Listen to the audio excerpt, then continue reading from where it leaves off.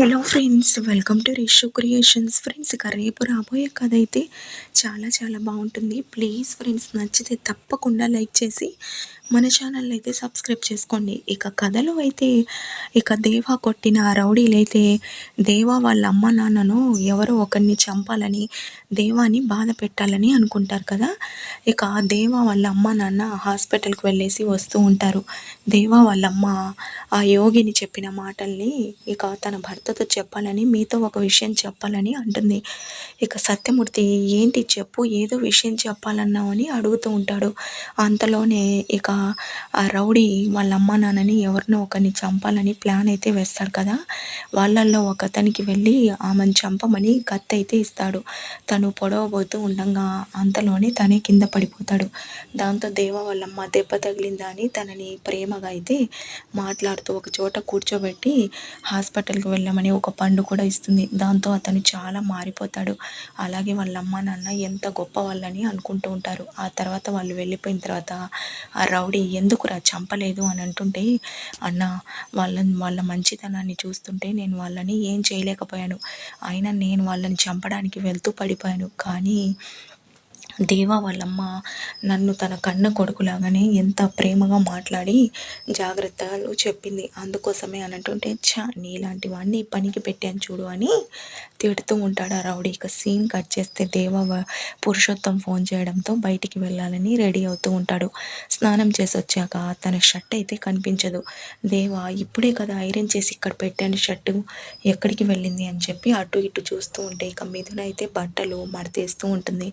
దేవా, నాకెందుకు తనపైనే డౌట్గా ఉంది. తనే ఏదన్నా చేసి ఉంటుందా, లేకపోతే ఈ షర్ట్కి ఏమన్నా మాయాలు వచ్చా అట్లా మాయమైపోవడానికి అని చెప్పి మిథున వంక చూస్తూ ఉంటాడు. ఇక మిథున, ఏంటి నా వంక అలా చూస్తున్నామని అంటుంది. దేవా, నా షర్ట్ ఇక్కడ పెట్టి స్నానానికి వెళ్ళొచ్చాను, అంతలోపే షర్ట్ కనిపించడం లేదు. నాకెందుకు నీపైనే డౌట్గా ఉంది. నిజం చెప్పు, నా షర్ట్ తీసి ఎక్కడ పెట్టావు, నాకు అర్జెంటుగా పని ఉందని అంటాడు.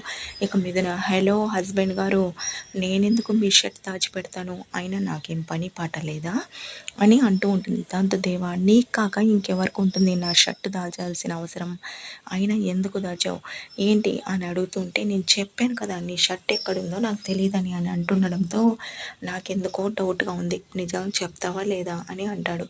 దాంతో మిథున, అయ్యో నాకు తెలియదంటుంటే ఏంటి మరీ అంతలా నీ పెళ్ళాన్నైనట్టు ఏంటి అంత చనువుగా మాట్లాడుతున్నావు, అంటే నీ పెళ్ళాన్నని నన్ను ఒప్పుకున్నావా అని అంటుంది. దాంతో దేవా, ఏంటి నిన్ను పెళ్ళంగానా, నేను ఎప్పటికీ ఒప్పుకోనని అంటాడు. దాంతో ఇక మీదన, అదే కదా మరి అంత చనువుగా పెళ్ళాన్ని అడిగినట్టు అట్లా గదుముతూ ఉంటే అని అంటుండడంతో, అమ్మ మహాతల్లి ప్లీజ్ అమ్మ, షర్ట్ ఎక్కడుందో చెప్పు, నాకు అర్జెంటుగా పని ఉంది అని అంటుండడంతో ఇక మీదన షర్ట్ అని చెప్పి, అది ఎక్కడో ఆ షెల్ఫ్లో చూసినట్టున్నాను అని చెప్పి అంటుంది. దాంతో ఇక షెల్ఫ్ ఓపెన్ చేసిన వెంటనే షర్ట్ అక్కడే ఉంటుంది. దాంతో ఇక దేవా రాక్షసి, కావాలని షర్ట్ని దాచిపెట్టి ఇంతసేపు నాతో ఆటలాడేవా, ఇదేం శాడిజమే నీది అని చెప్పి ఇక అక్కడి నుంచి వెళ్తూ ఉంటే ఇక మిథున నవ్వుకుంటూ ఉంటుంది. ఆ తర్వాత మిథున, నిన్ను ఎలాగైనా మార్చుకోవాలి దేవా, నువ్వు ఎంతలా చదువులో మెరిట్ స్టూడెంట్వి, ఎందుకు ఇలా మారావో తెలుసుకొని నిన్ను మళ్ళీ మీ నాన్నగారికి మెచ్చుకునే కొడుకులా తయారు చేస్తాను. నా అప్పుడే నాకు కూడా చాలా హ్యాపీగా ఉంటుంది. అలాగే నువ్వు నన్ను పైకి భార్యగా ఒప్పుకోవడం లేదు, కానీ మనసులో నువ్వు కూడా నన్ను భార్యగా అనుకుంటున్నావు.